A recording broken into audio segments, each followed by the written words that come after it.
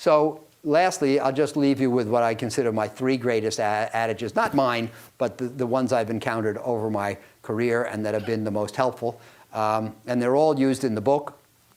First of all, what the wise man does in the beginning, the fool does in the end. In every trend in investing, it eventually becomes overdone. If you find an asset which is cheap and buy it, that's great. If everybody else figures it out that it's cheap, then it'll go up.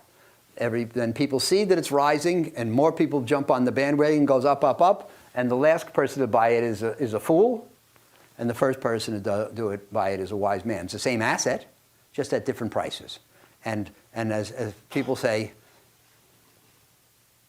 first the innovator, then the imitator, then the idiot. So that's another way to look at this adage. Number two, never forget the 6-foot-tall man who drowned crossing the stream that was 5 feet deep on average, kind of like that skydiver who's right 98% of the time. It's not sufficient, depending on how you want to live your life, to survive on average. We have to survive on the bad days. So we have to be able to survive the low spots in the stream.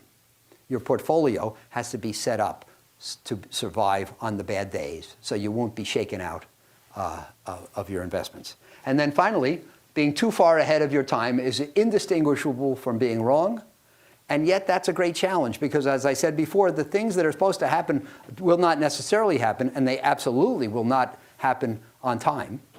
So you have to be able to live until the wisdom of your decisions is proved, if at all. So all of these things, I think, say something about modesty and humility of belief rather than cocksureness, which I think is the greatest risk.